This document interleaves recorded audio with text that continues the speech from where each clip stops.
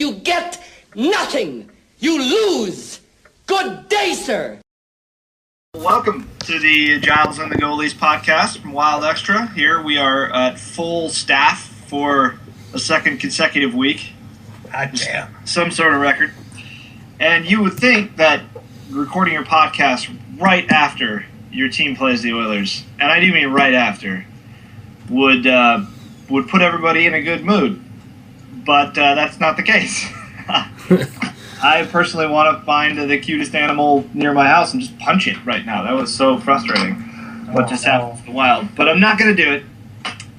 We're just gonna go on like civilized human beings here and do a podcast about hockey, and hopefully we'll get through our feelings. I'm Charlie Beatty. Giles Farrell is here. Ben Remington is here. Welcome, guys. Hi. Hello. They sound much more chipper than I feel after that. So Sorry, go ahead, Giles. No, I'm doing okay. I mean, I'm not gonna lose sleep over tonight's game, but yeah. I mean, a little because you're podcasting right after it. Where I was right, but I mean, bed. It is entertaining watching Twitter flip out right now. So yeah, that tends to do that after wild losses. Well, let's talk about this game anyway. This weird anomaly of a game that we all just watched. Even me, even though I didn't think I'd be able to get to it live, or even maybe be here tonight. But thanks to faulty webcasting equipment, I didn't actually work tonight. So no basketball broadcast, so we can talk hockey. That sounds vaguely familiar. Yeah, right. Except this time there's advertisers involved. Oh, yeah, that does not sound vaguely familiar. Anyway, so the Wild just lost to the Oilers 2-1 in a game in which I don't remember the Oilers taking more than one shot in the final 30 minutes of game action. I did tweet during the third period that I think Devin Dubnyk died of boredom 10 minutes earlier, and I stand by that. But, I mean, what do we make of this? Obviously, like Giles said, we don't want to lose too much sleep over it, but it is disappointing.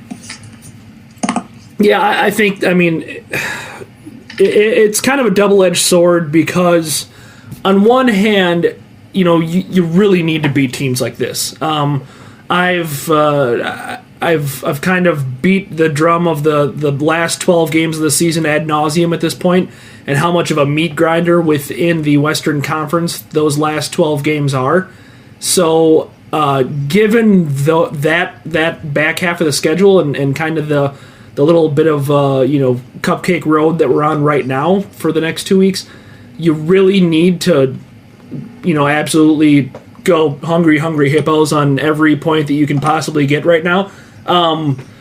So that's certainly disappointing. I mean, if you're not beating the Edmonton Oilers, that's just a bad night for any team in any position in any form of the NHL right now. I mean, there's just no positives to take from that. The only quasi silver lining, and I talked about this with some people on Twitter, is that they're not ahead of us at all in the standings. So the 2 points that we surrendered tonight to another team don't further put us in the hole. They just don't help us get out of the hole. So there is that. I suppose you're losing a game to a team that has no shot of the playoffs whatsoever. So, it could be worse, I suppose.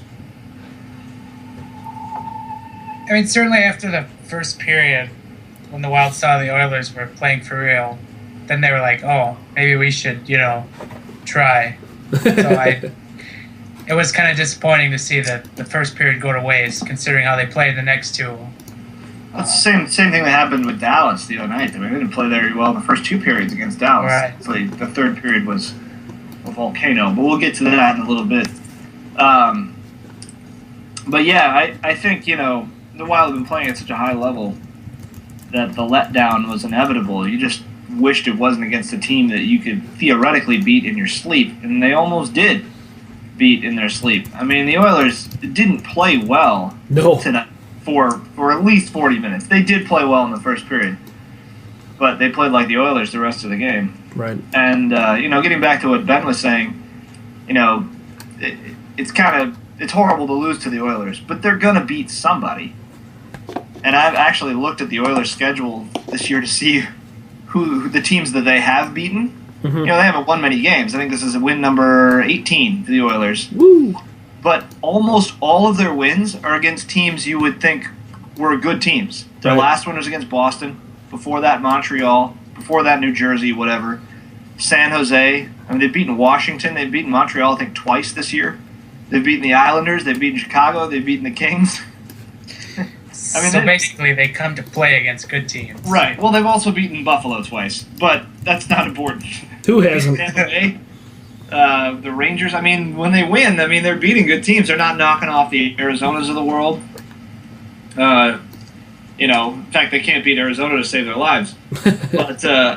But they're going to beat somebody. They're still an NHL hockey team. They're just a bad one. But even bad ones win some games.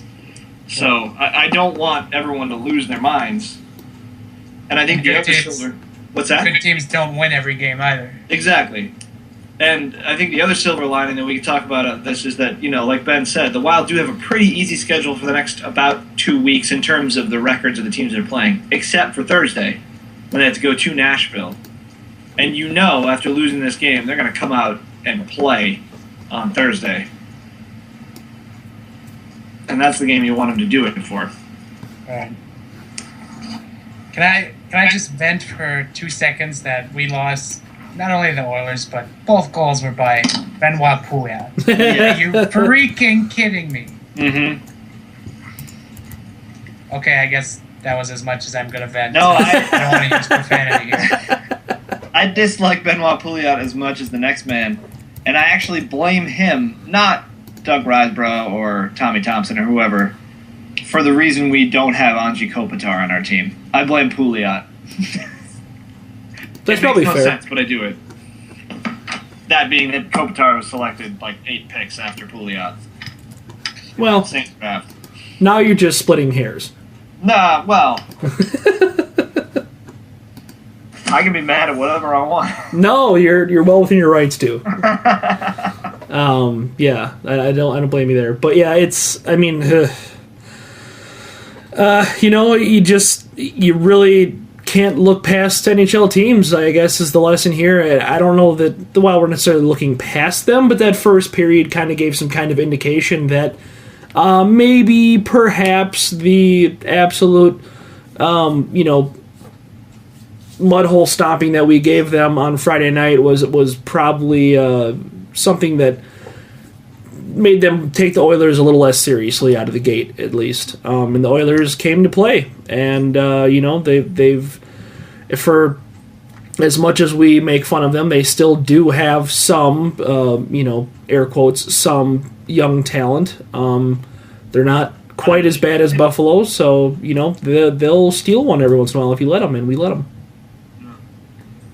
I don't want to make anybody angrier, but I did notice after his second goal that Benoit Pouliot actually has as many goals this year as Thomas Vanek. Oh, no.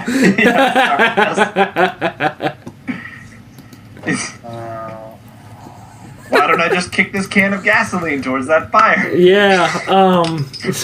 And you're telling me this as I'm reading the 2005 NHL Draft Wikipedia page. Oh, don't do I'm that. really Why just are you wanna doing fly that to the yourself? wall. Do that. Jesus, dude, you're just... My God. You're a glutton for punishment. I'll take the blame for bringing up Pouliot's goal total, but the draft thing is on you. Yeah. Yeah, Yeah. I'm cool with that. I'm just looking at how we drafted Matt Cassian over Chris Letang and Jonathan Quick. And, Oh, I didn't know that one. We didn't need yeah, him. Matt Cassian so drafted focused on the first round, I forgot second about round. Cassian. 5 picks later, Chris Letang. 10 picks later, John Quick. Oh, Whatever, those guys are hacks. Yeah, didn't need him. Did not need him. Nope. Woo! Alright, we need to regroup. Let's talk about something positive to help us out. Let's talk about Sunday. Because as horrible as tonight was, Sunday was absolutely amazing. Yeah. At least 20 minutes of it. Yeah. The first 40 were pretty drab. There was mass panic after 2 periods, and then 6 goals in the third kind of put the panic at ease. Yeah. I think we finally realized that we're. Is Jonas Enroth okay? By the way, he played tonight against the Jets. Apparently.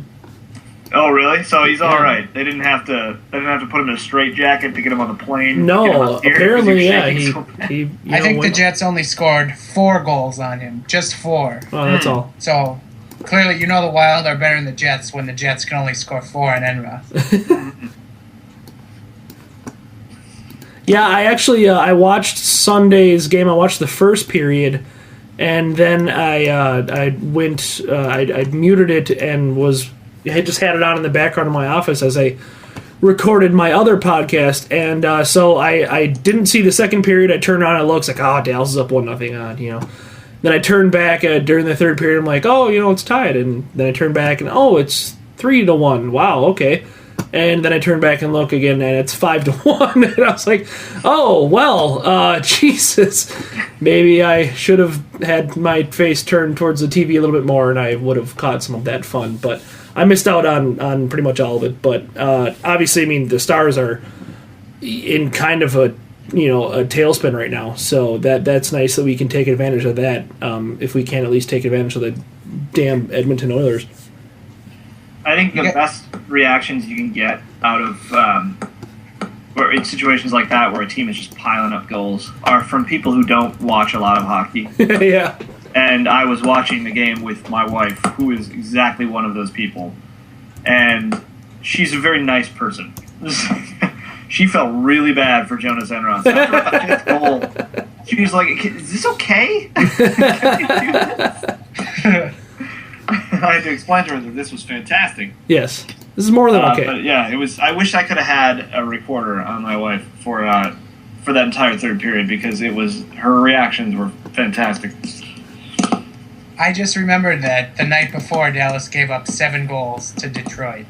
Yeah, it was 13 goals allowed in 2 days. Wow. I think you need to reevaluate yourself. Well, That's that impressive. Detroit game was ridiculous because it was a 7-6 overtime game, but the tying goal was one of the worst refereeing calls I've ever seen. Yeah, that Detroit got again. That's why Kerry Lettinen freaked out. Yeah.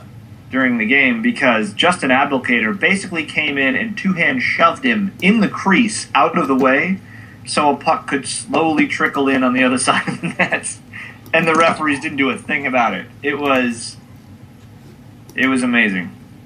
And then they went on to lose in overtime, and that's when Lettinen just tried to destroy his stick. I don't think he did it, but that was a crazy game. Yeah, it was a rough weekend for Dallas. It looks like it's continuing on into Tuesday. Yeah, did they lose to the was. Jets? I haven't even checked. Tonight? Yeah. Winnipeg. You guys just talked about it. Yeah, did they lose to him? 4-2. Oh, yeah. Well, of course. On a night when Buffalo and Edmonton both won, by the way. Oh, my God. Yeah. Are we descending into some kind of, 7th level of hell right now, or what's going on? Burn it down. Just burn down the NHL. Look out your window. I'm sure there's a unicorn out there right Yeah, no doubt. Hey, guys, is that the apocalypse? Yeah, no, that's definitely, yeesh. I would love to look it up and see if that had happened yet this season. I don't know. We don't have the time to do it, but that would be fun. Well, I mean, it wouldn't be that difficult. I mean, you're only looking through 35 wins to see if on the same night. It's true. Not a whole lot of lining up there. Listeners really want to live listen to me try to find that? Well, that's where the editing comes in. Exactly. The magic of editing. True. Not to say that you had to do it though, because that's unnecessary. I'm still gonna. Okay. Talk amongst yourselves for a second or two. All right, hold on. I got some good music for that.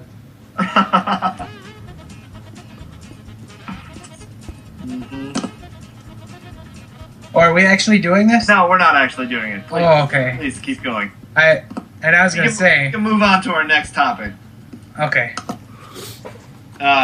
which is the news that broke right before tonight's game. Right. And that was that the Wild had indeed participated in the trade. I'm not going to call it a frenzy at this point, but they went out and got a guy who has been, one of the guys that's been mentioned in a lot of rumors around the league, and that's Sean Bergenheim from the Florida Panthers. Yeah. It's, kind of your quintessential third line, maybe fourth line forward. Yeah, this trade is is super interesting for me and other, less volatile, let's say, members of Wild Twitter, in that some people absolutely loved this trade, and other people didn't necessarily hate it, but really savored the opportunity to call this trade absolutely meaningless and then proceed to make fun of the people who love this trade. So it's been an interesting experience for me tonight, just seeing the reaction to this trade, because Bergenheim is kind of a Corsi Fenwick darling of sorts, and other people point to his relatively low point totals and say that he's barely worth or not worth the pick that we surrendered for him. So what do you guys think? Right. Before I dive into that, I have some breaking Sean Bergenheim news. Oh. Live on the podcast. Ooh, oh wow. Via Minnesota Wild PR Twitter account. Sean Bergenheim will wear number 23 with the Wild. So good trivia question. Can you guys name the last Wild player to wear number 23? Oof. Eric Nystrom? Correct. Wow. Wow. That's impressive. I didn't think you guys would get that. I just frightened myself. I knew he wore 23. I didn't know if he was the last player to wear 23. I thought he was. Some dude who just came up for one game. Giles, it's actually a great list of players to wear number 23. We've got... Is Peter Callis on that list? He is. Yes. Pavel Patera, Jason Marshall, who wore it for 3 years, the longest of any of these players. Jason Morgan, Scott Ferguson, Cody Almond, and Eric Nystrom. Oh, yeah, Cody Almond. Peter Klaus. My word, Cody Almond. And one of Cody Almond's 10 stints with the Wild. Right, and he also wore 27 for a couple of them, I think. Didn't he wear 12? I feel like he wore 12. Cody Almond? Yeah, is that this year, or is that... I think it's somebody else. He might have he also wore 12. I think he did wear 12 in training camp, but... Yeah, in training camp this year, that's what it was. He never made it out of Iowa. Gotcha. Yeah. Yeah. Chose to live in Switzerland over Iowa. Well... Actually, if you watch the Niederreiter Becoming Wild, Switzerland's quite lovely. No, that's what I'm saying. Switzerland's awesome. I would take Switzerland for 12 Des Moines. I'm sorry. Yes. Yes. Anyway, back to topic at hand with that random interjection. I guess I like the trade right now. Maybe my mind will change tomorrow, but I guess Bergenheim will be a good third, fourth line player, and has been said his Corsi's and Fenwick's and fun advanced stats that just spark rage-fueled debate on Twitter favor him. It is kind of concerning that he was scratched for the last nearly 2 weeks with Florida instead of playing it out like I'd rather see somebody do. Well, I think he was not getting along with management. Right, which frightens me. Huh. I don't know. Maybe it'll be one of those change of scenery, does good, and I guess he has like 12 playoff goals and like 16 games or some junk like that. So yeah, well, he played for Tampa Bay in the in the 2011 playoffs when they went to the Eastern Conference Finals. Sorry, and he scored 9 goals in 16 games. He had 2 assists, and he scored at a rate that he's never done in the regular season. He had 14 goals in that regular season, which is, by the way, the only regular season where he's gotten to 80 games. He's a little bit injury prone too. That was probably another complaint. I wasn't around for, but which whether or not you believe players are actually injury prone or not is up to you. And basically he got his contract with the Panthers coming out of that playoffs, and that was the first year. This year being the second year that the Panthers just started throwing money around because they needed to get to the cap floor. Right. And they signed just anybody they could. They signed like Thomas Fleischman and Willie they gave all these guys more money than they should, which is nice if you got to get to the cap floor. It's not so good later when you're trying to trade them. Bergenheim's deal is up at the end of this year, so this was probably a little easier. But that's probably why the price was what it was. I mean, the Wild got a 7th-round draft pick out of this too, and I don't know if people were complaining about 3rd-round draft picks, but the percentages on 3rd-round draft picks making it to the NHL is really low. Yeah. It's like 12%. Yeah. That's true. Keep your top 2. You don't want to give up your top 2 rounds. Right. But once you get past there, it is a complete lottery.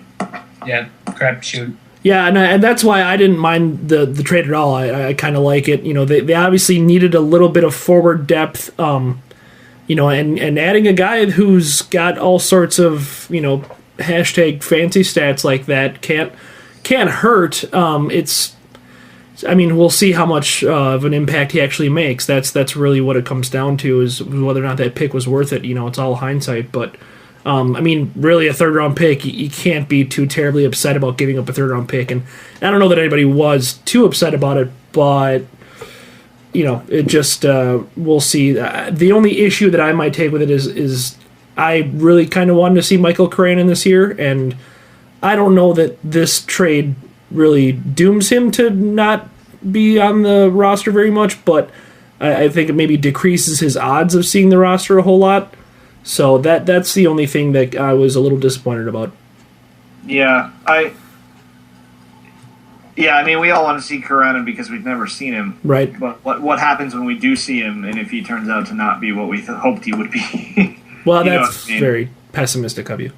Well, it is, but it's true. we sometimes overvalue what we don't know. Oh, yeah, no, it's the devil you don't know. Yeah. I hope Karanen turns out to be a really good player, but that's fine if it's next year. Sure. I mean, my complaint is, I think I threw this out on Twitter earlier today, was he just mainly called up here just as insurance for Vanek getting hurt? That's what it sounds he's been like. Sitting for a week.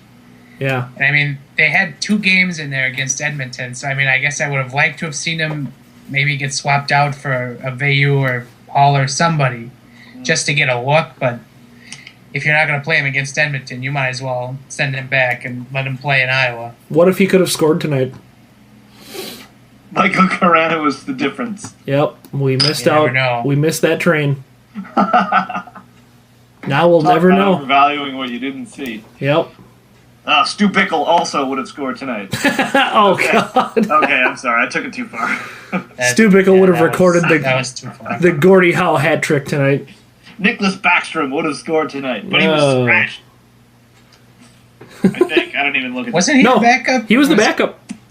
Which I don't get. Why are they flip-flopping backup goalies? Like, just to get them some warm-up shots, or what's the deal with that? Apparently. That's the only thing I can think of. Warm-ups make all the difference, guys. I know, it's not like they're not practicing. That's something that I've never understood about that argument. But no, they're just over-practicing, and now they need to rest. But it's like, I don't know, maybe it's just me, and I've never been Backstrom's hugest fan, but just shut him down. Like, you don't want him getting hurt, because then you can't buy him out. So, shut him down. Like, Darcy Kemper is perfectly capable of sitting on the bench with a hat on. He looks good. Yeah. He's got that baby face. Yeah, exactly. He's a hat person. Yeah. You can just tell.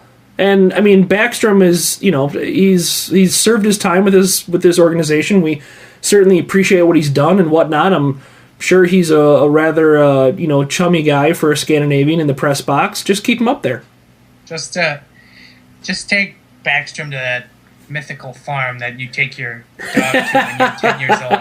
We're not going to shoot him. Oh my God, I made that reference yesterday in a different, a completely different thing that I wrote, but I can't believe you just made that reference. That's incredible. I guess good minds think alike. That's kind of terrifying, actually, for both of us. Yeah. When you think about it. He's a nice farm upstate with Evgeny Nabokov. Exactly. I actually saw a tweet about that's what the Kings told. That's what the Kings said happened to Mike Richards. Was that he just went to a farm upstate? Right. And Ilya Brizgalov. Yeah, when Jeff Carter was all concerned about his friend, and they're like, no, he just went to live on a farm. It's beautiful. Is there a cat behind you? Yeah, that was my cat. Okay. He barged into my office. He heard us talking about the farm, so he had to interject. Yeah, he's. I threaten him with it virtually every day. So Look, this podcast goes on the internet, which means that the more cats you can grab, the better. That's true. That is a time-tested fact.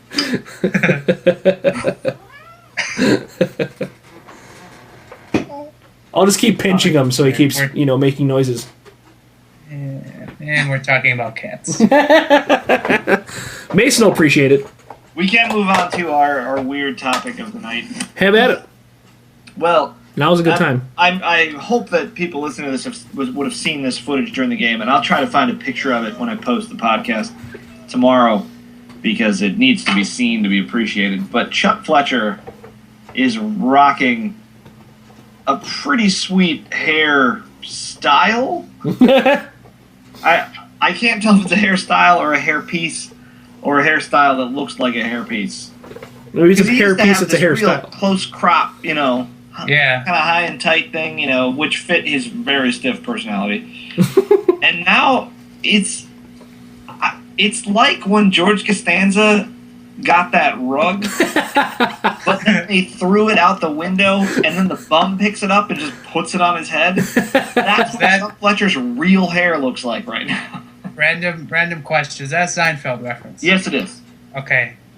My friend just lent me the entire series. I'm about to start that as soon as I can. I don't know where you're gonna. It's gonna be a while, I think, before you get to the hairpiece. But you'll know what I'm talking about when you get there. I think Ben already knows. Yeah. Someday I hope I'll appreciate that reference you just threw out. It just looks like fake hair, and I know it isn't because. I tweeted a picture of this. I'm looking at it now. It does look not good.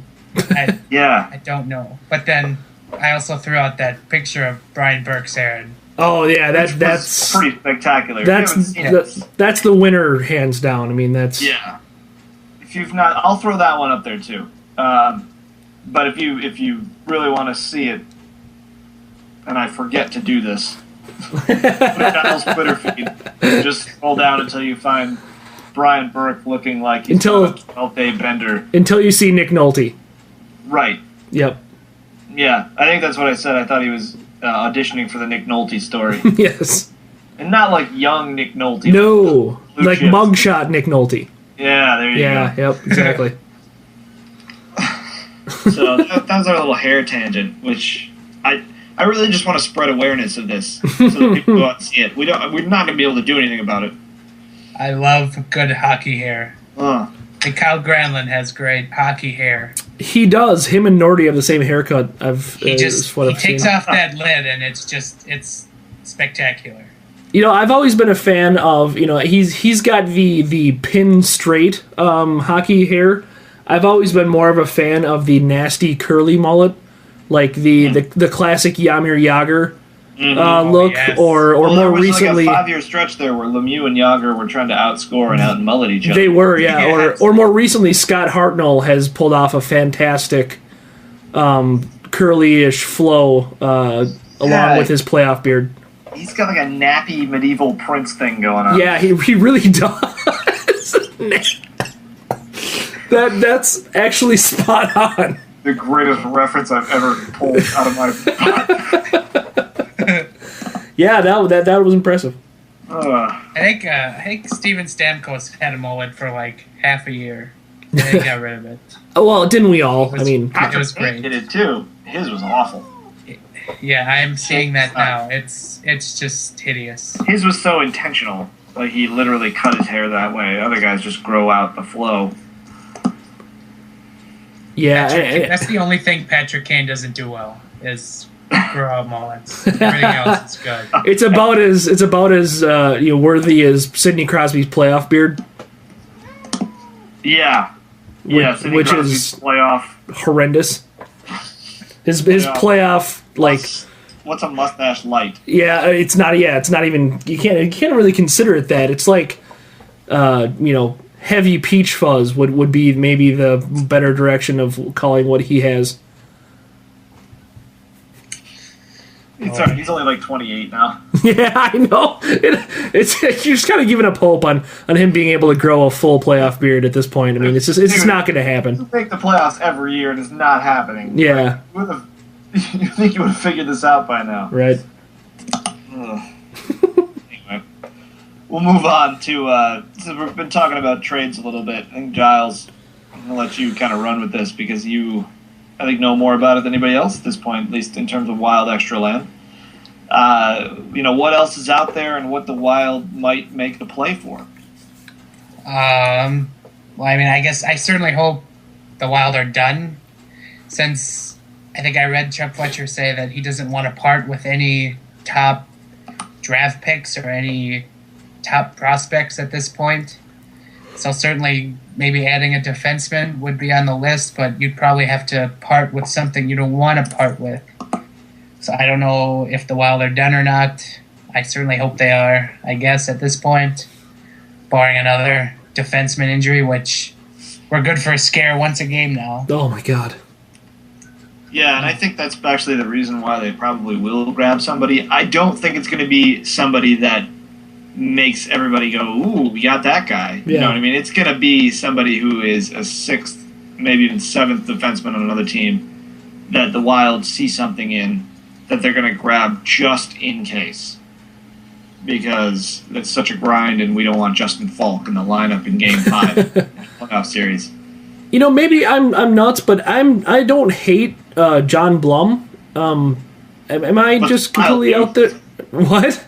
The Wild don't like him. Yeah, that's kind of the feeling that I get, and I mean obviously I don't think anything more of him than really emergency six defenseman.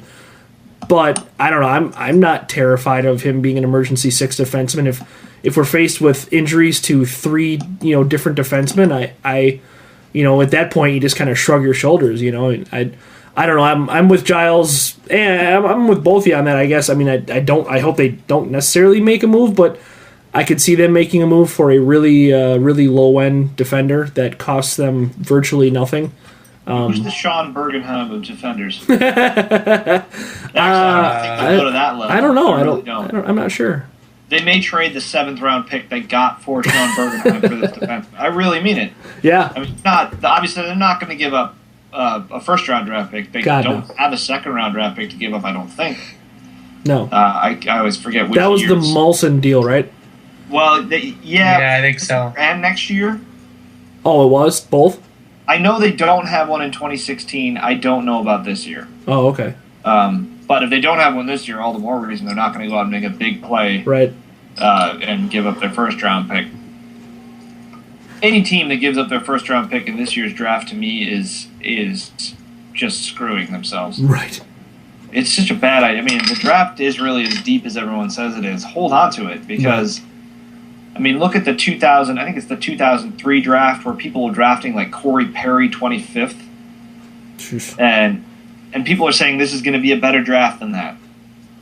So, I mean, obviously that's then, this is now, and time will tell. But I wouldn't give up 1st round draft pick for anything at this point. No. Maybe Steve knows. At all. Well, there's some people out there, but Anything that's going to be traded. right.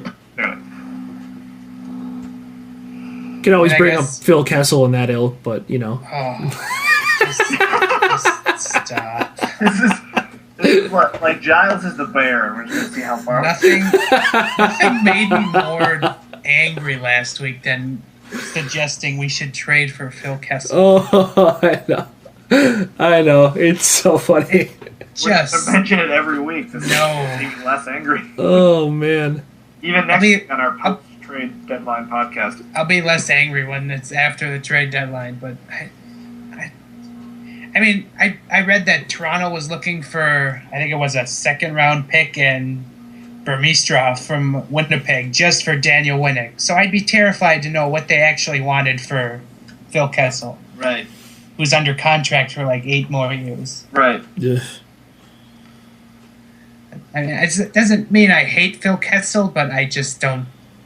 He wouldn't fit here. Well, Right. there's just so many people out there who are just like fantasizing about what a roster could look like, with no regard for the salary cap, or Right. B, how trades actually work in the NHL. I mean, Actually, they all just regard every trade with, does player X have a history with Minnesota in some way? If yes, make the trade. If Right. no, find someone else. And how minimal is Phil Kessel's history with Minnesota? He's It's like from 2 Wisconsin. years. Yeah. It's 1 year. He played for the Gophers for 1 year, I I believe. thought it was 2. Maybe I'm thinking of Vanek. Vanek. Yeah. I'm pretty sure he just played his freshman year on a bad Gopher team. With bad jerseys. I don't remember the jerseys, but I'll take your word for it. You guys are the Jersey guys. Yep. Well, his sister played for the U too, so I mean, there's She that. was a little better. Yeah. She's stayed for all 4 years and won a Patty Kazmaier award better. But yeah, not Vanek. Kessel played for 1 year, 05-06. Can we trade for her instead? For who? For Amanda Kessel? Sure. Yes. I don't think anybody would stop you. No. I mean, it wouldn't put you in salary cap hell for the next 7 years, so there's that. No. But I feel like she's not in the NHL, so if you're trading for her, then you're really making a mistake. I just tweeted you guys a picture of the jersey Kessel wore with the Gophers. It's hideous. It needs to die. It died a fiery death. Now I have to Oh, look. that is bad. Only seeing one side of it. What's up with the, cone on the side? They tried to. I have a post just kind of saved in Microsoft What? Word that I have for just a random day that's 5 best, 5 worst jerseys in the history of the Gophers. That is definitely on the list. Okay. It's a great picture, too, because Phil Kessel is doing the hand to his ear, can you smell what the rock is cooking kind of pose, Wrong. which is never okay. It's Hulk Hogan. Come on. Come on. I think it's justified because I think he did that to Wisconsin, so I think I'm cool with it. Oh. Oh, yeah, that's totally fine. I'm Take fine back with that. everything I just said. Yep, never mind. Forgiven.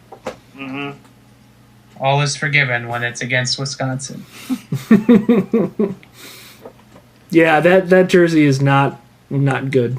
What? There are a lot of Wild fans in Wisconsin who could potentially listen to this podcast? I don't care. Well, Do You it, know, Wisconsin. to be fair, at this point, they're probably not Badger hockey fans because it's Badger hockey right now. So, Yeah. yeah. I mean, there's that. Do you guys think the Leafs are going to do anything at this deadline, or do you think they're going to blow it all up like everyone thinks? Well, actually, that leads fairly well into my article that will be out tomorrow, so will be out before this podcast is published. But I went deep How about that? behind enemy lines and did some research on the other teams around us in the playoff race, and so obviously the Leafs aren't amongst those teams, but there's been fair amount of speculation of them shedding Dion Phaneuf. Which brings up a pretty hilarious trade between the LA Kings and the Toronto Maple Leafs. Maybe you know where I'm going with this one. Mike Richards for Dion Phaneuf in the worst albatross for albatross trade. So that's something that's been brought up. And obviously you brought up Daniel Winnick earlier, but the thing that I got in my research as well was that their asking price was just so astronomical. Nobody really wants to pay what they're asking. A player who isn't that good. Right. He had a couple of good years, and he really cashed in with Toronto. Yeah. Over it. But he's completely dropped off in terms of play, and it's been about 3-4 years now. I mean, you're not Right. that much for him. He's a good. He's not your typical number 1 defenseman. Maybe a number 2 or number 3 defenseman is where he's better suited, but not number 1. Yeah. I don't know. I just feel like he's gonna be like Thomas Caberlet, where he was playing for the Maple Leafs, getting all sorts of attention, and a couple of trades later, he's out of the NHL. Yeah. And they just gave him away in the end, Caberlet, because he made a ton of money and he wasn't useful. And he was like the 7th Peter defenseman. hit me in the nose with a football. I can't Yep. go to the dance like this. Well, I'm Somebody's sure like, it "What's wasn't that?" accident, sweetheart. Sorry. An eye for an eye. That's what Dad Website. There we Is that go. your cat again? Yes, he is. He's watching Snickers commercials. Ah. Damn. Guys, I just searched "strip the sea" while I was thinking of Dion Phaneuf, and surprisingly, nobody in Toronto uses that, despite people's hatred of him. It's basically a group of 5 wild Twitterers that use the strip to see and a few random people. I think we know who they I'm are. surprised you Googled that and you didn't get any like incredibly dirty results. Oh no, I Twitter searched it to make okay. sure I didn't, come across anything I didn't need to see. Make it awkward. Like Ben's start of the last podcast. Hey, dude, do you just leave dudes out of this? On that, I'm waiting for that Tropic Thunder reference. Oh, yeah. Just sorry. kidding. it's kind of hard to do because it was picture tweeted. once. I can't do it again. Yeah, Oh, okay. the magic is gone. Well, I can keep going with that article. Actually, it from what I've gathered from around the 5 teams around us, basically the Jets, and then the glut of Pacific teams that are all kind of around us, the Kings, Flames, Sharks, and Canucks. I mean, from all indications, it's going to be a pretty quiet trade deadline, and that has a lot to do with the market. As both of you guys wrote about last week, the market is pretty thin, and also something suppressing it is the fact that the salary cap isn't necessarily going to go up next year. The Canadian dollar is kind of weak right now, so the salary cap is not looking especially good for next year, so that could kind of put some damper on trades this year just because of squeezing trade deadline acquisitions into your salary cap is a little more difficult when your salary cap doesn't increase the following season. So just that was kind of the general gist that I got from looking around at just the 5 closest teams to us in the playoff race, was that this was going to be a fairly boring salary or a fairly boring trade deadline. But there's always some deals to be made out there, and there's always some surprises. But the Sakaras and the Winnecks and whatnot will be dealt, possibly at some point, but it's impossible to predict where they're going to go, and you just kind of hope that they don't end up with one of those teams very, very close to us. I think it's going to be a lot of posturing. Yeah. Because what the sellers have going for them is that there aren't very many of them. And there's a lot of teams, more so in the Western Conference, that are in the playoffs. But even like Florida and Philadelphia are still hanging around. Right. So it's a seller's market theoretically. But what the sellers don't have going for them is what we were talking about earlier, that nobody who is a marginal playoff team wants to give away a draft pick that turns out to be a really good player. Right. In a draft where, I don't know how, it's probably pretty deep, and I'm not a future scout. I'm just not. Yeah. But when you have 3 guys that in any other given year very well could be the number 1 pick, 2 of which are considered generational players, that means that the guys that are going 5 through 10 are normally top 5 picks, and so on and so on and so on. It just keeps going. So nobody wants to give away a top 5 pick that is actually the 10th pick because they were a borderline playoff team, traded their first-round draft pick, screwed up their chemistry, and it didn't work out. So I think what you're going to see is those teams try to play it right down to the trade deadline wire with the selling teams who are still going to try and get really good value and see who blinks first. The teams that are about to lose assets for nothing because they have a bunch of potential free agents they can't trade, or the teams that really do want another player just don't want to give up very much for him. I think that's going to be a really interesting thing to follow, and it's going to be great to watch the TSN Trade Center guys try to cover the 4 hours that happens with that dude who comes out and plays the guitar. I don't know if you guys saw that last year. I think they've been doing it a couple of years. No, I didn't. If you ever watch the trade deadline coverage, and this is one of the fabulous benefits of working from home, and I'll make sure I mention it Monday when I cover the trade deadline pretty closely for us, but they literally have nothing to talk about, so eventually they'll just have some dude who comes out and makes up songs about players and trades on the spot. That sounds terrible. And sings them in the studio, and they are terrible. I'm sure you can Google it. It's not one of the guys from Bare Naked Ladies, is it? No, I don't know if it's a musician that anybody knows. Okay. It's just somebody that because they seem to find their way into every hockey celebration. Yeah. It's Nickelback. It's like the dude who serves Darren Drager his coffee at the local coffee shop. He also happens to be a half-decent guitar player, so he's like, listen, I got a gig for you. It's at TSN Trade Central. It's one day only. and you're gonna have to sing about Phil Kessel. Oh man, that's terrible. Yeah, but it's gonna be interesting to watch that. See, even your cat's interested in watching that He's fascinating. for 5 hours while teams try to negotiate the price down on Andre Sekera. I think I kind of follow some Jets people pretty closely, and from what I've read the last couple of days, is it looks like the Jets are done. Yeah. So just in kind of terms of the team closest to us right now, Yeah. it looks like they're just kind of folding their tent after the Kane trade. Yeah, I read on one of the Jets sites that Kane trade was the first time in the new Winnipeg Jets history that they've actually had a deal with NHL players for NHL players. So their GM is relatively conservative on that end of the spectrum, but that's basically what I read too, is that they would have loved to have gotten it on Bergenheim. He was kind of a darling, like I said, for a lot of bloggers and whatnot, but they briefly mentioned Winnick and Sekera, but obviously the same issues come up with them just not really wanting to pay the price. And they actually have extra picks because they acquired a first-round pick from Buffalo in that Kane deal. So they could make a splash, but it sounds like they just don't really want to. And the Flames and the Canucks are kind of in the same spot, where they're just kind of like, yeah, you know what, our team is, relatively good enough to where we would just kind of want to stockpile picks, and we're good with where we're at, and taking our chances on the stretch run here.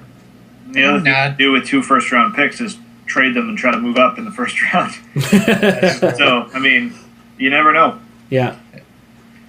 I'm not overly concerned with the Pacific Division because I don't know. I'm more concerned about the Canucks and the Kings because I feel like the Canucks and the Flames are teams that are not thinking they would have been here anyway. Right. Those are the times the teams that don't make moves because they are just sitting there thinking, well, we're still building for next year, even though we're doing well this year.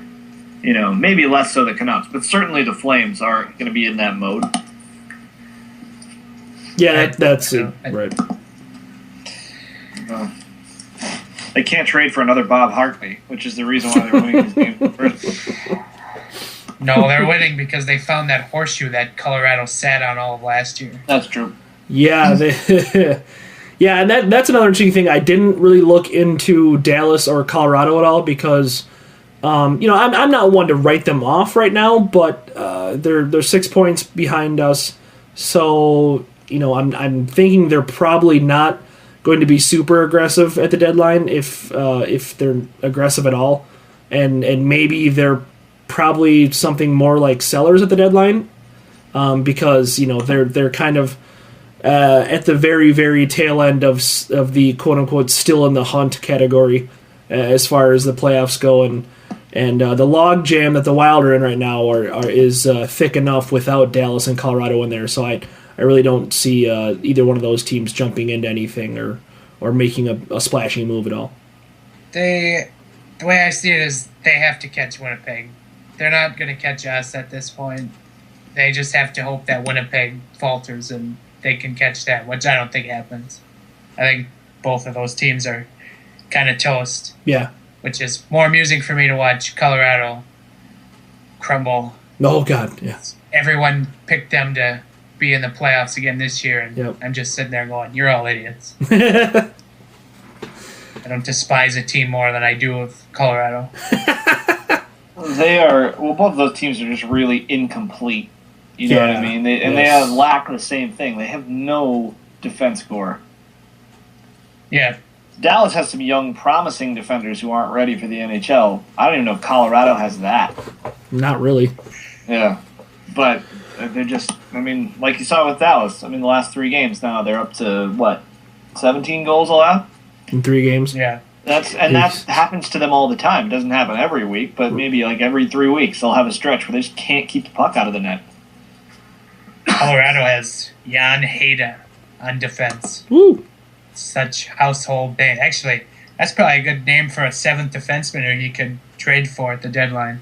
That was Colorado's entire defense core when the Wild were playing them in the playoffs last year, except for Eric Johnson, Right. who's like a third defenseman. Right. I hate Eric Johnson.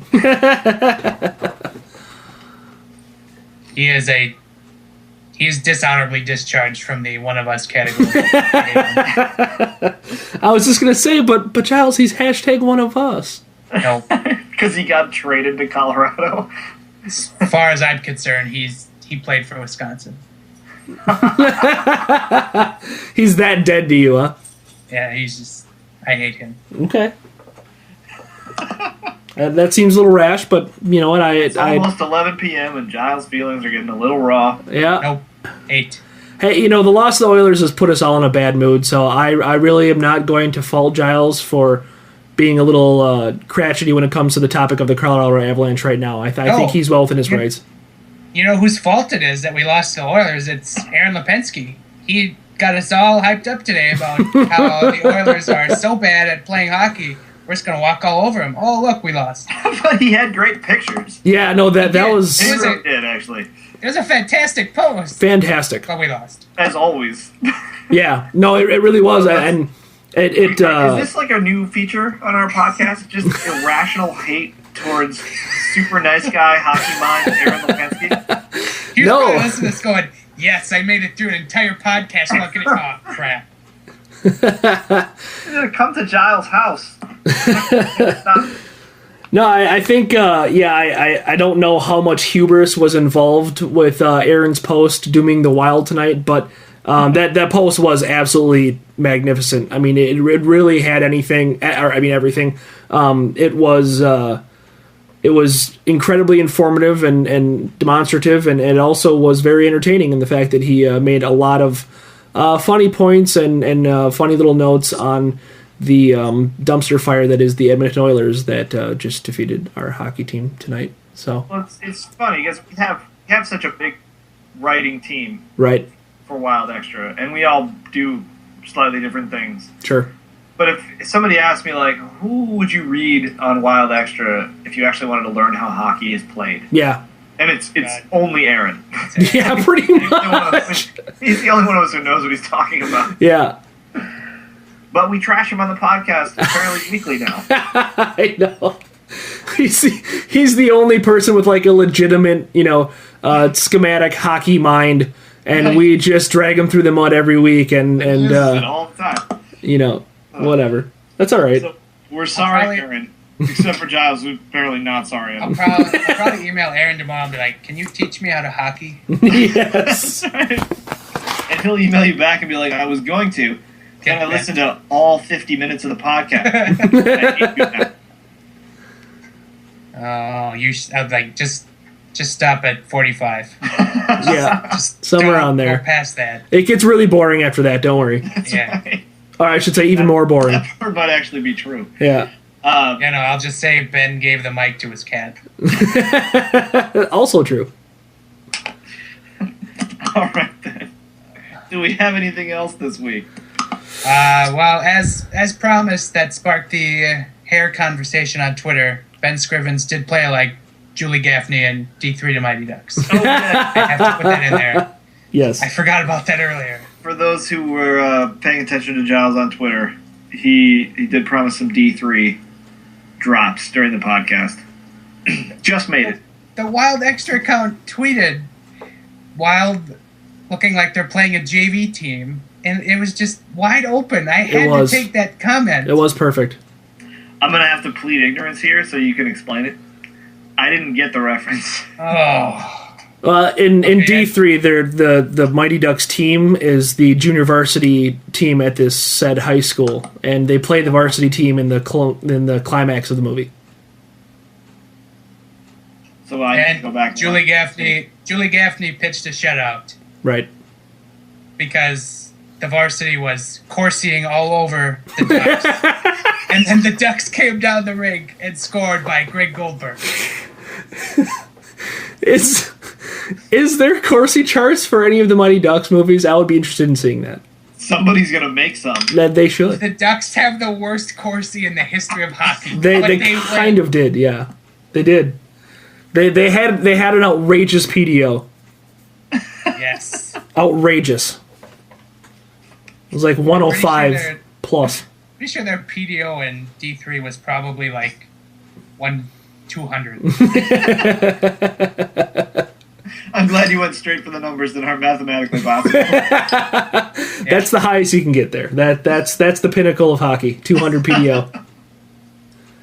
All the shots go in. None of the Due to clever editing, their PDO is actually 200. Yeah, yes, that's true. And speaking of PDO, I'll bring it up very briefly, but ESPN did their monstrously monstrous analysis on sports analysis. Yes. And the Wild, luckily for us, or unluckily for us, depending on how you look at it, came in the, I believe, the Believers category of the NHL, somewhere near the middle high end of the pack, somewhere in that range, top 10-ish. I think they were like 7th or something. Yeah, somewhere in that range. I did like that in an article all about quantifying things, they didn't rank anybody. Yeah. They ranked the top 10 teams across all 4 sports, and the rest of them just lumped into groups. Yeah, that was a little weird. And also, I mean, I didn't really take issue, but the only point of reference that they really had for the Wild buying into advanced stats was the fact that their Corsi's really good this year. And it's like, well, that isn't necessarily meaning they're buying into advanced stats. I mean, I think they are. Fletcher and even Mike Yeo and down to Zach Parise have been quoted as to talking about zone entries and puck possession. So they're obviously buying in, to advanced stats in some regard. But yeah, that article, I mean, I think it was a fantastic undertaking, but the blurbs, as it will, I was a touch disappointed in. But all in all, I think it was a really fascinating look at professional sports and kind of a unfortunate day for Twins fans. But when isn't there an unfortunate day for Twins fans? Oh, God. Unfortunate day for Twins fans. Yeah, another unfortunate day for Twins fans. Twins were ranked in I believe the unbeliever category. Yeah, they were right. basically generous. Yeah, 28th out of 30 MLB teams, so they were the anti-Wild. Bless Terry Ryan for everything he did in his first stint as GM, but dear Lord, it's time to move on. Find somebody who knows what numbers are. Right. Well, the only reason the Twins are not lower than the Phillies is that Ruben Amaro actually comes out and says, "I hate analytics." Yes. Yeah. Whereas Terry Ryan says, No, guys, we're really working on it. And they're just not. Yeah, they're not. But so also, Ruben I mean, Amaro's like Joe Sakic.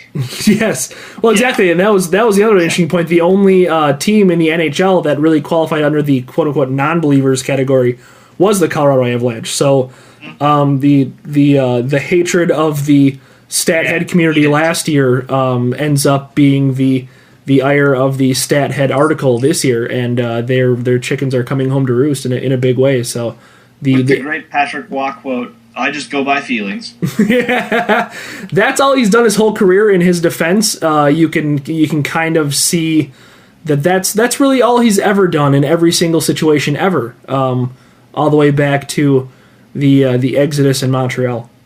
Yeah, there was no rash decisions made. No. There's not a whole lot of situations where you're like, I think Patrick Waugh really sat down and thought about this. I mean, that's part of the reason why I love him, because he's just absolutely, badass crazy. But there's just an obvious lack of logic there, pretty much. Yeah, he's dumb.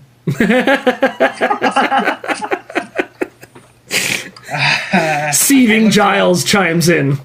The Wild were among 13 teams in the Believers category. Yeah. There was only one team who was listed as all in. Yeah. And it was not who I thought it was going to be. It was the Blackhawks. Yeah. Whereas I thought it would be the Kings, who've kind of been the fancy stats champs the last 4 years. Right. Yeah, but that's the thing. It's like, and it goes back to what we said about the Wild. Teams can be highlighted by analytics, even though they don't actually believe in analytics, because the analytics, to me, just prove the things about hockey that everybody already wanted to believe anyway. Right. Teams that shoot more win. You know what I mean? Yeah. But, Right. but teams with more talent oftentimes will shoot more because they're better at possessing the puck or whatever. Or teams that work harder oftentimes will shoot more because they're out hustling teams, so they are spending more time in the offensive zone because they're winning battles. all those little old school things that you're not supposed to talk about with analytics can actually play out in an analytic sense in the end. And so, I mean, they do go together. And I think that was I saw an interview with Craig Custance, who was one of the guys who was putting that together for ESPN, who was saying that, Joel Quenneville is an old school coach in Chicago, and Stan Bowman is a new school GM, and he's the guy that loves the analytics, and Quenneville doesn't. But what Bowman does is, using the analytics he has, gives Quenneville players that Quenneville likes for their old school tendencies, right, quote unquote, but who are also good analytic type players. Yep. Because, so it's a little marriage of the two schools of thought. And, the fact that we fight about all these things, and, new school stat guys and old school feelings guys fight about these things, what I think they often miss is that they're sometimes fighting about the same thing. They're just talking about it from two different directions. Yeah, that's really the hilarious thing about all of it, because, I think all three of us actually are more so of the straddle the line with the advanced stats and the good old-fashioned eye test types. Whereas, there's a lot of guys out there and writers even on our sites and especially other sites that are very much not into straddling said line. So it really makes for, as I mentioned before with the Bergenheim trade, that really makes for some kind of hilarious theater when you see people arguing over, how good hockey players are according to one reason or another that neither one of them really, can differentiate the reasoning that each other are making. So. Right. And I just sit and watch. Exactly. To get your popcorn. Because maybe Bergenheim is a good fit here, but maybe the way he plays the game, he's not going to be in a certain spot where he would receive passes from a certain player, so they don't have good line chemistry. Sure. So they're not possessing the puck, which comes out in an analytic sense. Yeah. But you can also see that on the eye test. Yep. You know what I mean? And it's just one of those things where it's like, no one's ever going to change their mind. No. In a sense, no one's really wrong, but everybody argues about it, and it's going to get kind of boring real soon, I think. Yeah, you'd think so, but baseball has kind of waged this war for, going on 25 to 30 years now, and that yeah, that war is as furious as I think it could ever be. Maybe not so much now, but a couple of years ago at least. It's. I don't know that it's going to get any better as far as the argument between the two schools of hockey thinking, but it also maybe could get worse. So maybe we just hope that doesn't happen and call that a victory. Yeah, I guess we can live with that. Yeah, doesn't affect my life in any way. So right. I think I'm okay with that. Yeah, that's fine by me. I can live with that. All right. Well, I think that'll probably about do it for us tonight, I think. Yeah, sure. What the hell? Anybody else has anything else? Yeah. All right. I think I'm going to leave my last comment with the LA Kings are wearing their gold jerseys tonight. Oh, yes. And they don't look good. Somebody actually tweeted they look like a bag of lemons. Somebody earlier tonight said that they thought the Red Wings were playing Sweden. True. Just retire those. Stick with the black. We're awesome ever. They're not good now. If they're going to go to a throwback, why don't they go to the Gretzky era throwbacks? Thank you. It's their same colors, for Christ's sake. They don't have to change their equipment. Just dumb. Just dumb. I don't know. Dumb night. We lost the Oilers. Kings look like lemons. Let's just wrap it up. Giles is salty. And good night, everybody. It's 11 o'clock. Well, that's Giles' bedtime. He's very angry. Thanks for joining us on the Giles and the Goalies podcast. Enjoy listening to this as you get ready for hopefully what will be a much more motivated Wild team against Nashville on Thursday night. And we'll be back next week. Hopefully all three of us, too. Sure. And we might next week, we might be able to talk about high school hockey. The boys tournament will be either happen or the next day. Always fun. Sure. Great time. So that'll do it for us tonight. And enjoy your Wednesday from all of us at Wild Extra.